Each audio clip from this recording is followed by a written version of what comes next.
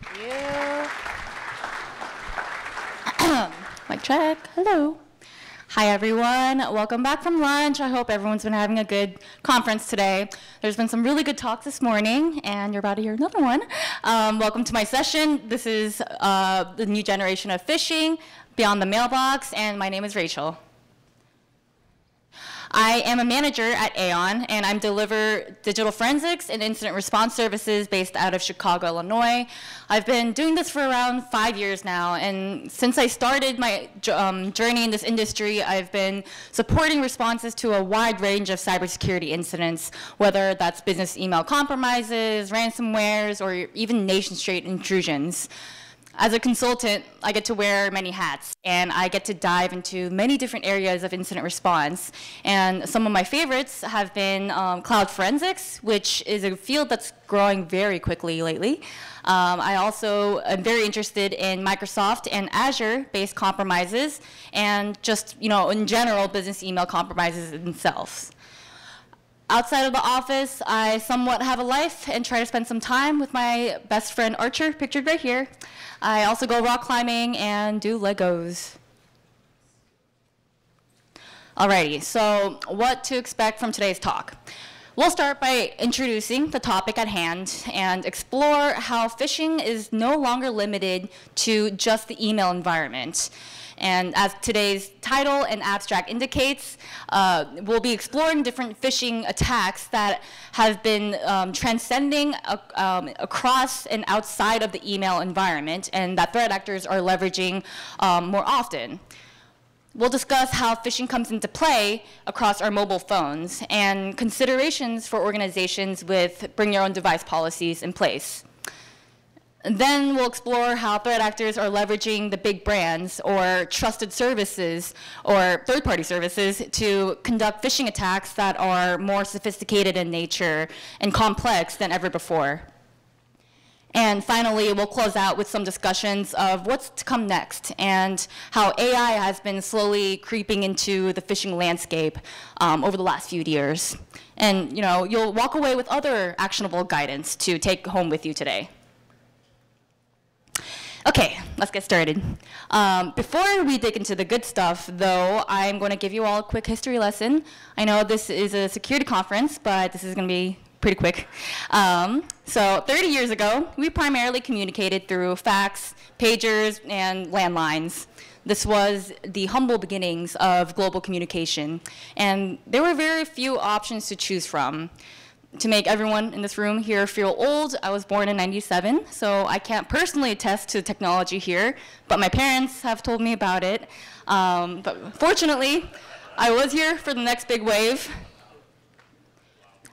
As the world became more interconnected, we start to see the evolution of global communication. So AOL Mail and AIM were the hottest new technologies, and people were checking out their friends on MySpace. We saw the first ever iPhone in 2007, and one of the first biggest computer worms ever hit a global audience, if you all remember the Love Bug virus, or I Love You bug. In the 2010s, email was no longer a novelty, and Google had created a free email client service, better known as Gmail. Facebook overtook MySpace as the most popular social media platform, and we saw more forms of technology start to emerge, like the tablets and iPads. They started to gain traction across the average user, which I did not actually think would happen when it first came out.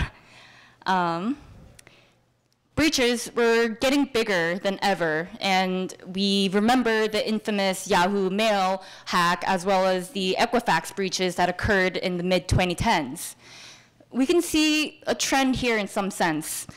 As our forms of communications grow bigger, our breaches are growing bigger as well, at least back in this time.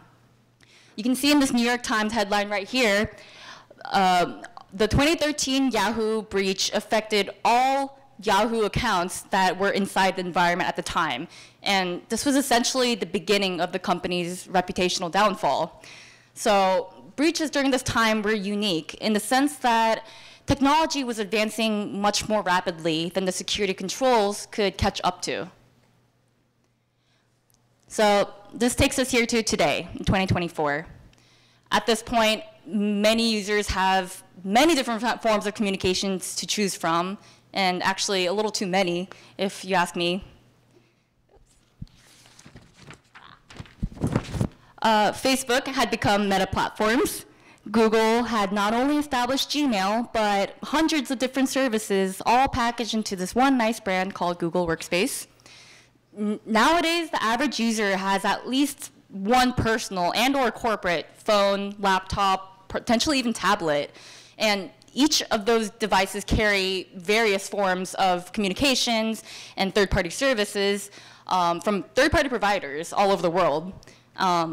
These devices, in some way, have become synonymous with our identity. One part of MFA is something that we have, and devices are going to always be with us nowadays. And as you saw from the previous history lesson, email was one of the earliest forms of communication that emerged, and naturally, threat actors began to target it more in the beginning. But communication is growing nowadays, so phishing attacks are also evolving nowadays. Security experts should be aware of the other threats growing across different mediums and platforms as well. According to ReliaQuest annual threat report, 71% of security incidents that occurred in 2023 involved a phishing link or leveraged some form of a phishing attack. Phishing is a very simple but effective concept. It's so simple because threat actors don't need to be relying on some kind of technically savvy VPN exploit or find a zero-day vulnerability or something to attain initial access. All they need to do is lure one unsuspecting victim into clicking on a link or doing some other activity, and boom, access is granted. So because of how simple it is, phishing is still the #1 tactic that threat actors use to gain initial access across security incidents to this day. And as we saw, threat actors are targeting emails more, but because phishing is evolving, we'll also explore over today's session various phishing attacks and other attacks that are spreading across mobile devices and trusted services, including SIM swapping, SMS text message phishing, also better known as smishing. We'll be talking through how threat actors are leveraging big brands to conduct advanced social engineering attacks. And finally, how AI is starting to play a bigger role across phishing campaigns overall. But ultimately, the goal today is for you all to walk away with more knowledge with regarding these emerging threats, and hopefully provide some guidance on how you can protect yourself on both an individual and an organizational level. And now that phishing attacks are transcending into these third-party SMS and text message, social media territories. Alrighty.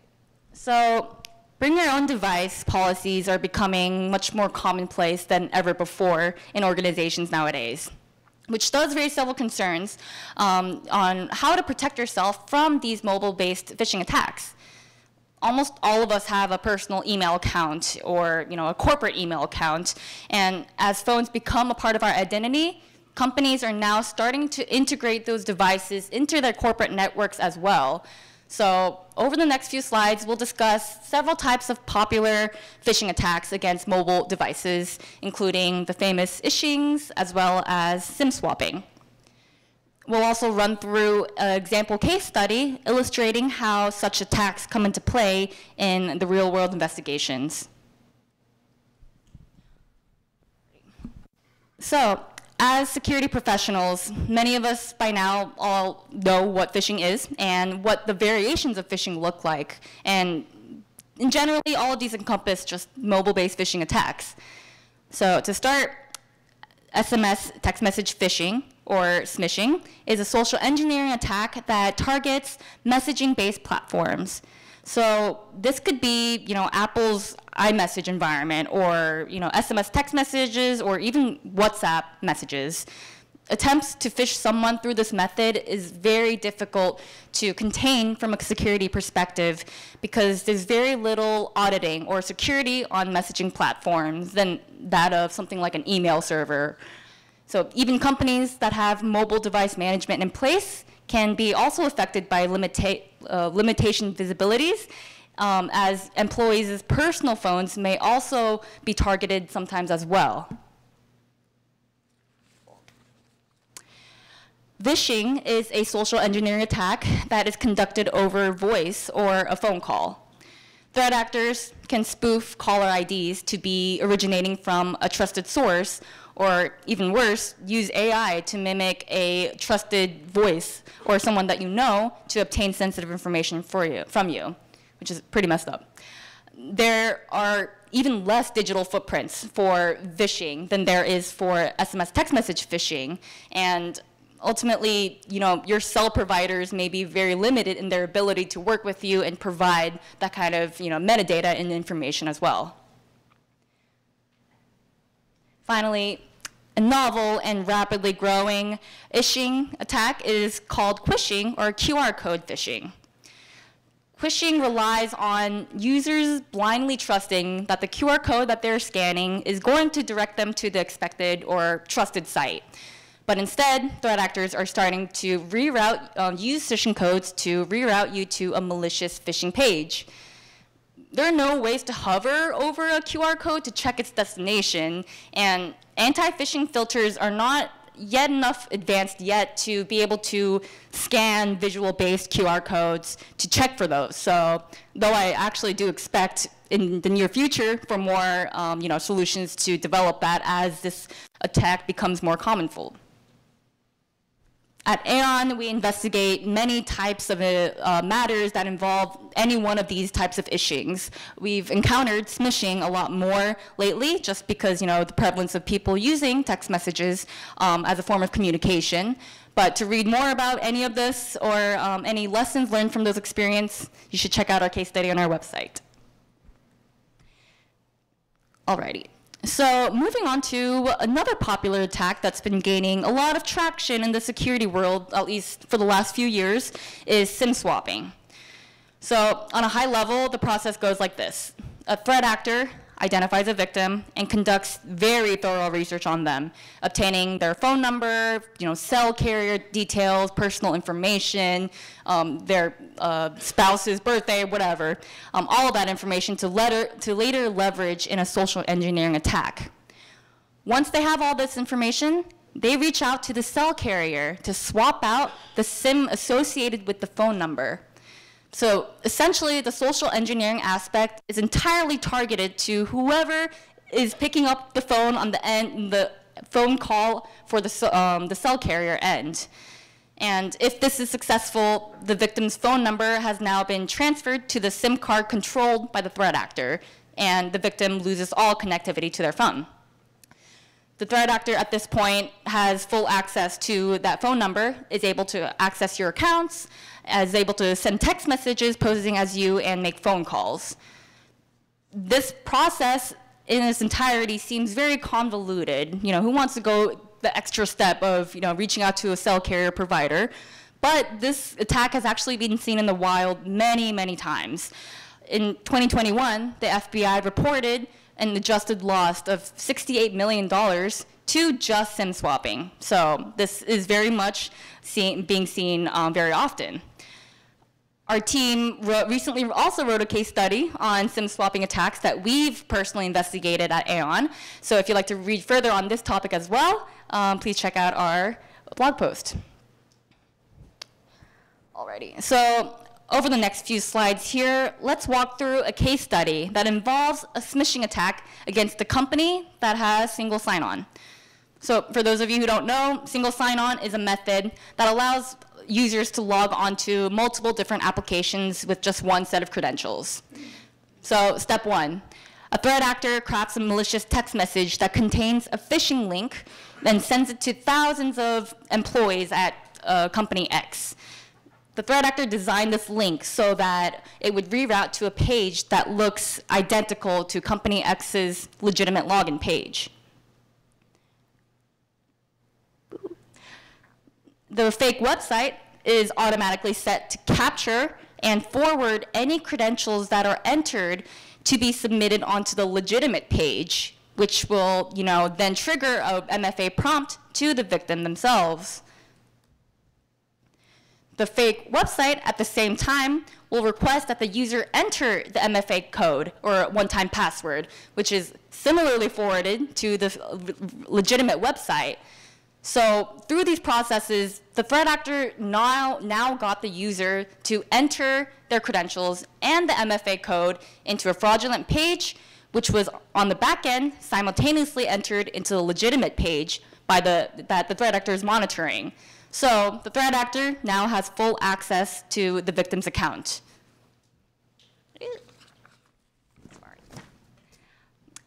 Because this company leverages single sign-on, this one logon allowed the threat actor to have full access to the company's enterprise resources. This could be things like that the victim has access to.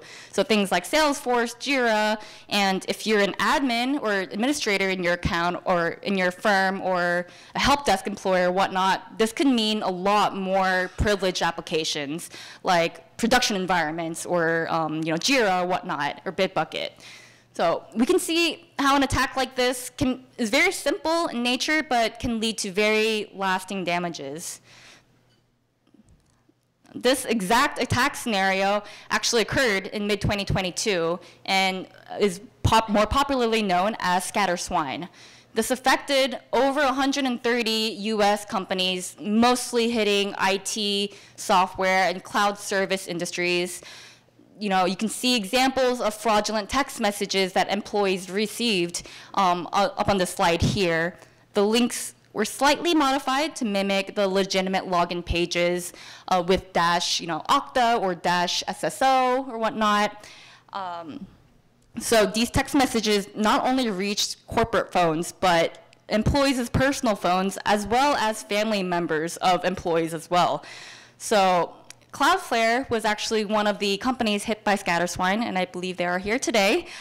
They released a thorough review of the incident, and afterwards regarding the tactics, techniques, and procedures leveraged throughout the incident, which is how we were able to uncover these details here today. So let's run through some of the details that made this attack so impactful. This attack, in the nature of itself, inherently bypasses MFA. Because the victim is entering both their password and their MFA code or one-time password into the fraudulent website, the threat actor has successfully tricked the system into thinking that they are the user, even though they're not.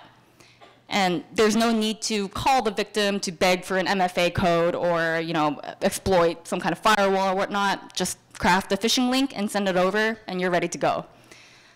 Another reason for why this attack is so impactful is because, like I mentioned before, these smishing links were sent to employees' personal phones, not on corporate phones where there are mobile device management and auditing or security in place. So it was actually very difficult to track down how the threat actor was able to obtain a listing of personal phone numbers as well as family members' and phone numbers as well. But this just emphasizes how strong user training on top of technical controls can help secure environments in the long run. A lot of companies use single sign-on because it's a streamlined way for authentication. It's very easy. With one set of credentials, you can access everything that you need, but this also makes it easy for a threat actor. Normally, threat actors, to gain such a broad access onto an account, would have to deploy some kind of script or malware to elevate their privileges or something along those lines. But this method bypassed all of the need for any of those, and just with the nature of single sign-on, was able to access a broad range of applications. Say that did happen, even if companies have internal analytics tools that track anomalous behavior in place, that may also be, missed or, bypassed, since the threat actor is using a legitimately authenticated account, as opposed to an account that's a guest user or just recently created, which in itself raises its own suspicions. According to a study conducted by Cybersecurity Insiders, 82% of organizations have at least some form of a bring your own device policy in place. And as evidenced by the last few slides, security professionals should be aware of the attacks that are, and attacks and risks against our mobile phones before or while adopting such compliance policies at your organization. Technical controls will always be the first line of defense. Mobile device management, as well as device compliance monitoring, are a very good first start to ensure that you have full visibility across your corporate environment. Threat actors are finding very innovative ways to bypass MFA, so stronger authentication is also recommended as well. Things like FIDO2, biometric authentications, even YubiKeys or whatnot. Outside of technical controls, though, employee training will always be recommended.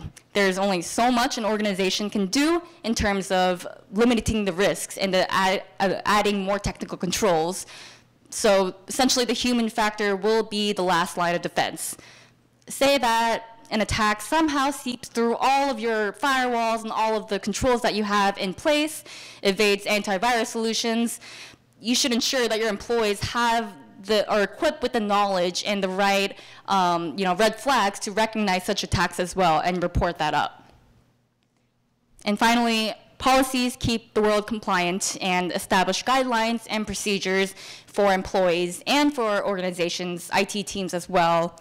Establish process and response plans can help in the event of a device-based security incident or just a security incident in general, and assist with rapid remediation in that sense.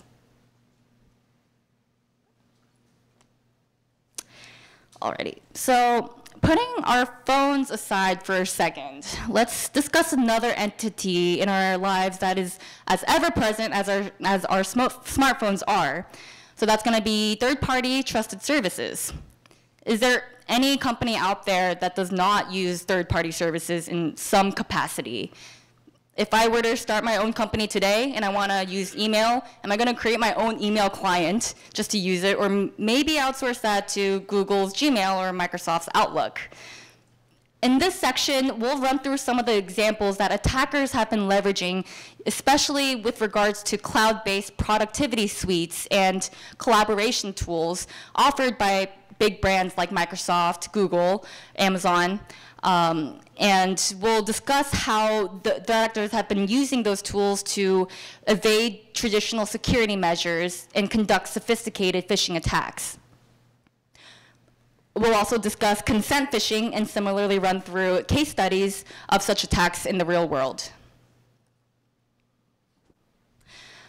Alrighty, so at the heart of phishing is just social engineering.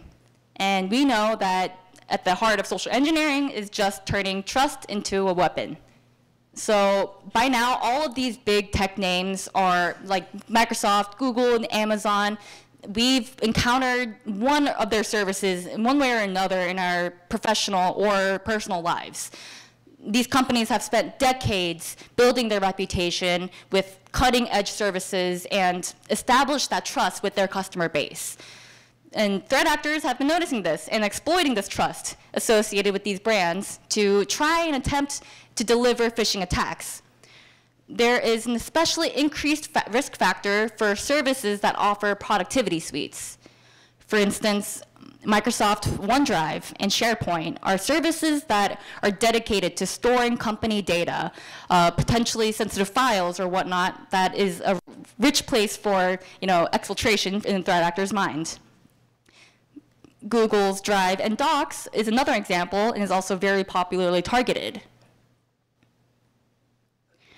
There's also an increased risk for services that inherently involve users clicking on an external link, for file sharing services like Dropbox or Box, or sending over documents to sign, which I know is very commonplace in legal industries.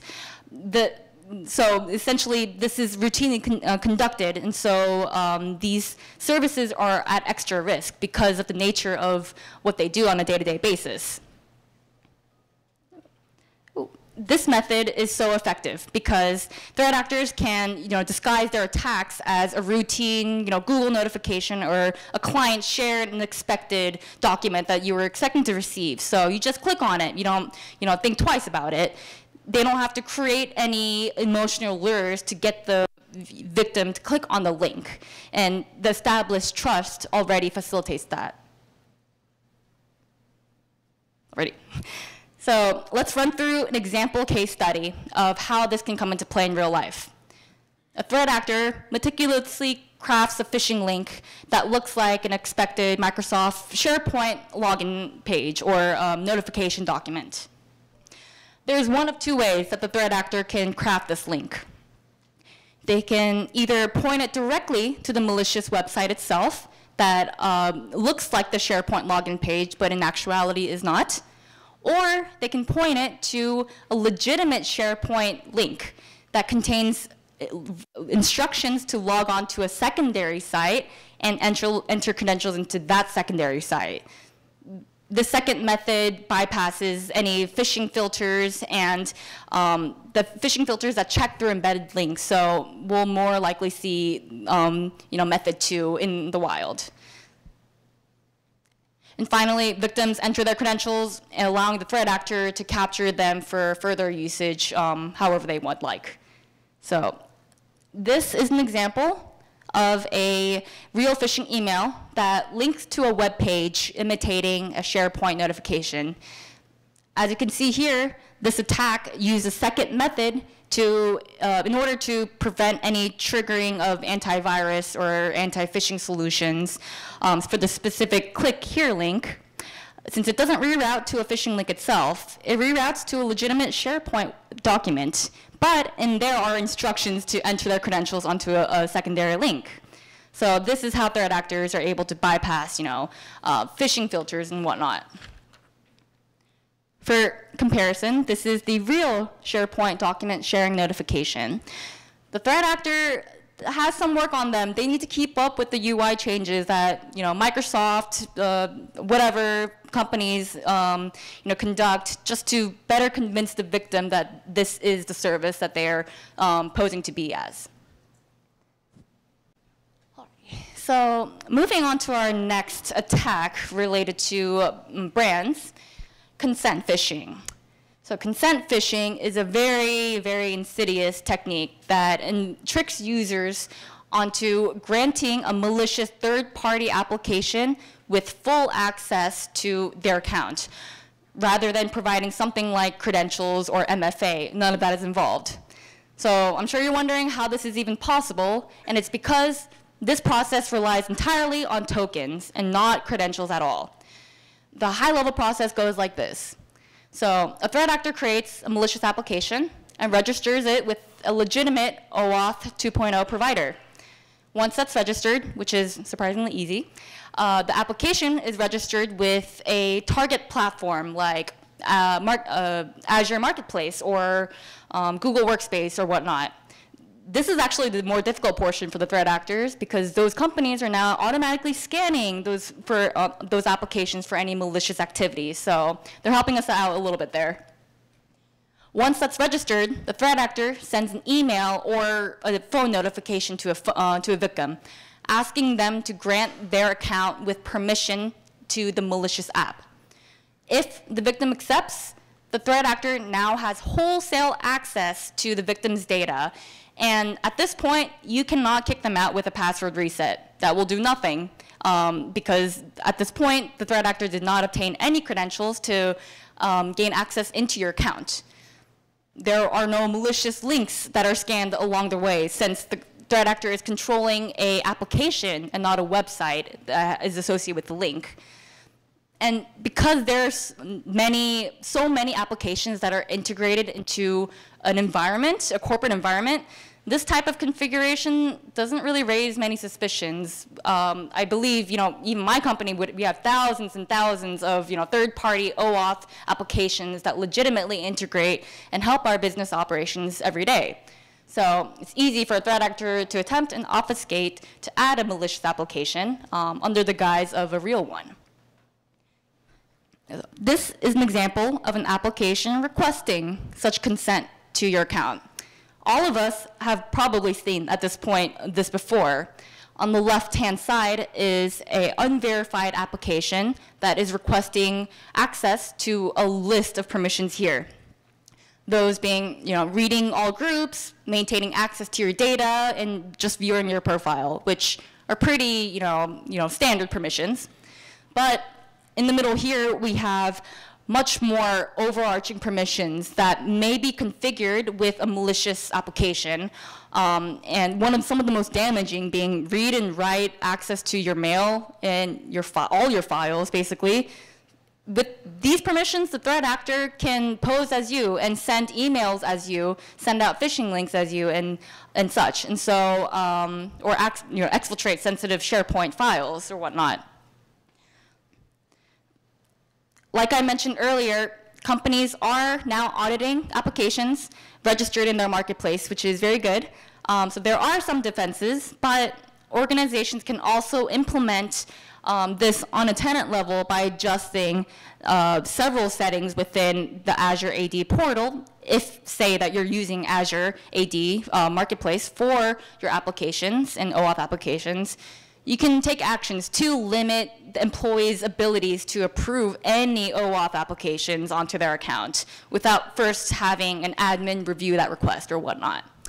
So these attacks are becoming much more prevalent, and it looks like at least Microsoft, Azure, and Google Workspace, they've been responding to these threats by proactively scanning across their marketplace. But users should also be aware of what a malicious application looks like.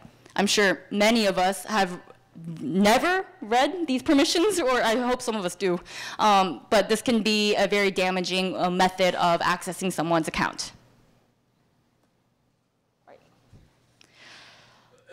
So because organizations already have some level of trust with third-party services, it's easy for security professionals to rely on third-party services to secure their own environment or whatnot, but there needs to be a balance between the vendor, the customer, and the users themselves to ensure full security across all mediums from phishing attacks.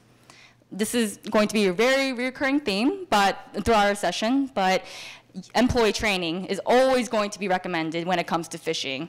When it comes to safety against phishing, you can set clear standards for your employees surrounding sharing of sensitive information to avoid any, wire fraud-based activities. Ensure that multiple checks are in place for, potential social engineering-based attack vectors. And in addition to that, you can ensure that your employees are aware of the concept of malicious applications and things regarding consent phishing. More access and technical controls can also be helpful, ensuring that all third-party applications have as minimal access as possible to your environment as necessary, and routinely auditing the applications that do. You wouldn't want, let's say I use this application, this method to connect my Google account to, say McDonald's app. I don't want McDonald's to have full access to my account. They can just, look at my profile. So these sorts of things, you should definitely review those settings associated with the current OAuth settings. And if you see anything suspicious or unfamiliar, you should report it to the associated cloud platform. Alrighty, so, one thing I forgot to mention, a notable recommendation is to consider AI-based security solutions to help identify behavioral-based alerts. Because threat actors are starting to avoid including specific signatures like hashes or IP addresses that automatically alert based on an indicator, using AI to help predict malicious alerts based on the behavior that you see in your environment can help with detecting, sophisticated multi-chain attacks like we saw in, consent phishing and some of these other attacks as well. Alrighty, so in our final section here, we will be discussing the overall changes to the phishing landscape and what's expected as artificial intelligence is growing and being used a lot more across our day-to-day lives. I'll speak a little bit to phishing as a service and phish kits, as well as how this shift in landscape is also shifting the priorities for organizations' IT teams as well. Okay, so we incorporate AI into our lives to make everyday tasks a lot more efficient. And threat actors are also doing the same to make their everyday tasks of conducting phishing campaigns more effective. For the longest time, phishing emails crafted by a human contained red flags similar to the ones that you see listed here. Most of which we can spot pretty quickly, and most of these are pretty much caught by anti-phishing filters pretty much immediately, before it even reaches your inbox. But just to illustrate this point, for example, this is a real human-generated phishing email about a failed processing order, and it contains a wealth of red flags. Things like typos in the content, unexpected font, we don't really see this font, or you don't expect to see that, odd sentence structures, mismatches between the sender and the names, and very generic greetings and signatures, and finally, a sense of urgency in an unexpected and unsolicited email. I never placed an order, I don't know why I got this. So this is a pretty bad example. This would have been probably caught by filters before it even reached your inbox. But so just to better illustrate, here is an example of an AI-generated phishing email pertaining to a Netflix billing issue. So as you can see here, there are no typos or grammatical errors. The sender's domain is obfuscated, and they greet me with my name and close out with the expected Netflix signature greeting. And finally, an actual credible sense of urgency that isn't explicitly requested by the threat actor, but rather created by the emotional lure that most people would have by losing access to their favorite streaming service. It's interesting now that typos or errors more likely indicates a human had created the email. Alrighty. So, according to a 2023 study by InfoSec magazine, 71.4% of attacks created by, email attacks created by AI go undetected. There is a rising trend right now where as-a-service platforms are everywhere, and threat actors are even getting in on this too. They are adopting this model to sell phishing capabilities on the dark web, also referred to phishing as a service. Threat actors have become service providers and are selling full service offerings on the dark web for as low as $60 a month. Some even offer curated tech support after hours for an additional fee.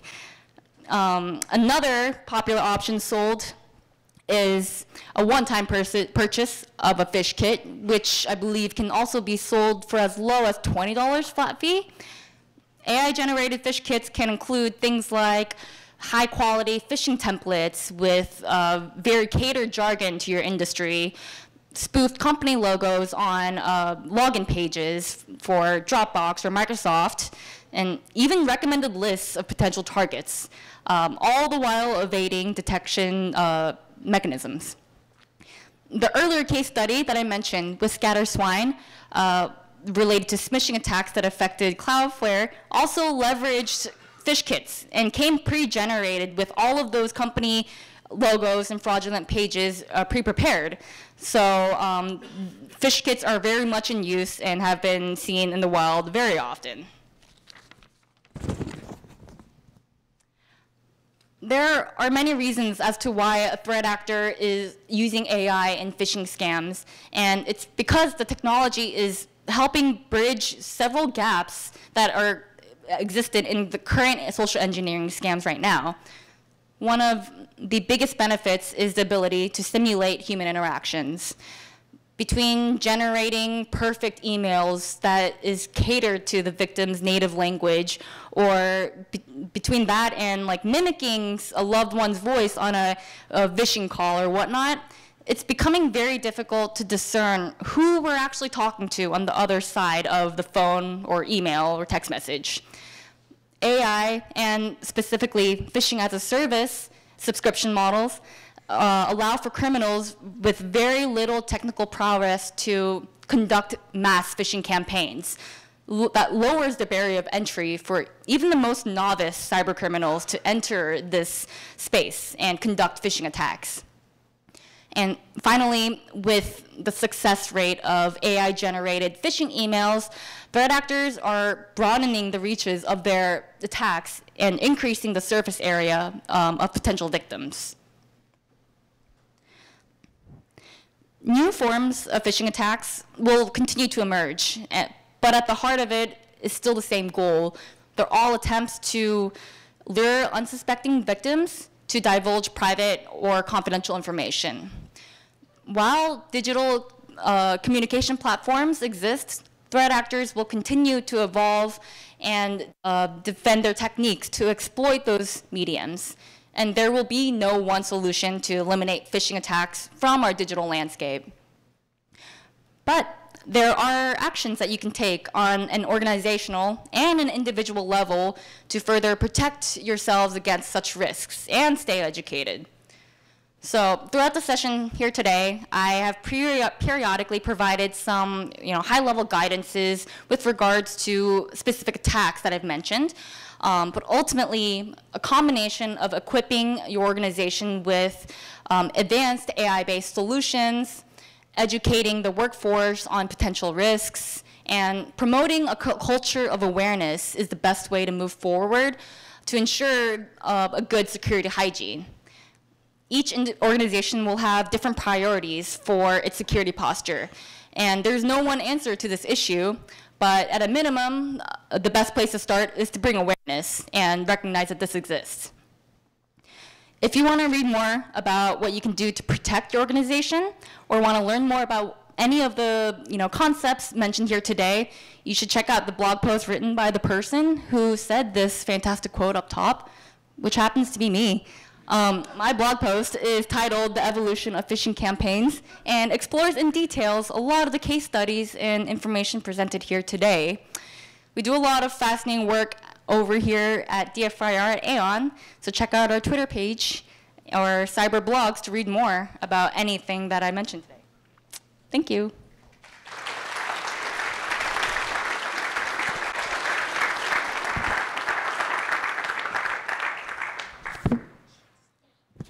Any questions?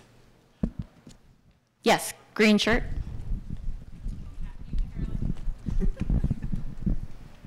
Thank you. When you're talking about the SIM swapping events, have you found or uncovered like insider threat happening at the service providers where they're part of the SIM swapping process and sort of helping the attackers, or are the attackers themselves? That's a good question. I have not personally seen that. That sounds like that would happen in movies, to be honest.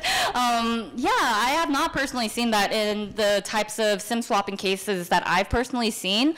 Though, I can't speak to all of the SIM swapping cases out there. There could definitely be a situation in which that may occur, especially if someone who has malicious intentions is positioned as a cell carrier provider or whatnot, who's answering those calls. So I haven't personally, but there definitely could be. Anywhere you choose. You're closer. Yeah. Yeah. So in the context of phishing, or any of the, have you seen an increase in QR phishing, and on what specific, like whether it's Outlook or? Yeah, so I actually have personally not investigated any QR code type phishing investigations just yet, but I believe there is, I think Proofpoint releases an annual State of the Phish report every year, and 2024's prediction was that QR code phishing is rising exponentially this year. It's still middle of the year, we haven't seen what's going to happen, but if that was mentioned by Proofpoint, I would say that's something to be, at least keeping an eye out for, even if I haven't personally investigated it on a day-to-day basis or whatnot. I did hear about barcode phishing on security badges. Yeah, that's.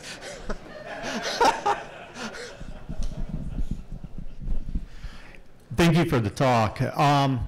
For organizations that have switched over to FIDO2, so totally passwordless, what are the phishing trends you're seeing towards those types of targets? That's a good question. By the suggestion of saying, FIDO2, UB keys, and biometric authentications, by implementing those, it's still not to say that you're 100% protected from phishing. There will be other mechanisms, but it is exponentially harder. Using the same tactics as on a password-based, authentication, FIDO2 is much more difficult to break. Fortunately, I can't think off the top of my head any instances in which that was bypassed in any way. I think for that actual page, I posted a blog post kind of shout out. I think there may be some information in there. I can double check and, reach out to you if that helps. But yeah, sorry, I can't give you a better answer on that. Yes. Wait, where? I'm getting my steps today. Hey, thank you.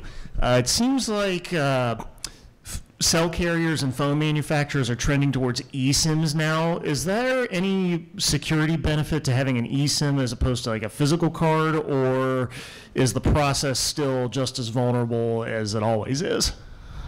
I am unfortunately not too much of an expert on eSIMs. I know about them, and I know that that's been being adopted a lot more in partly in response to SIM swapping, but for other reasons as well, but for ease and whatnot. I believe that if more people started to shift towards eSIMs rather than physical SIMs, there will be ways that threat actors still try to manipulate that, especially because it's an e-card rather than a physical SIM card. People think SIM swapping is less practical because it involves something physical rather than all being, electronic or whatnot. And so my suspicion is that there will be attacks that emerge with eSIM cards as well. Although I can't think of any on top of my head, just like the previous one. But yeah, I think I might have to do a little bit more research on that and specific to SIM swapping and what the future of SIM swapping looks like. But yeah, I think checking out that blog post, the simple attacks, we wrote that at Aon, should provide you at least a starting point for where to go next. All right, we're going to get set up for the next talk. Rachel, will you be around for discussions out in the hallway? I will be. Awesome. Thank you for a great talk. Please, another round for her.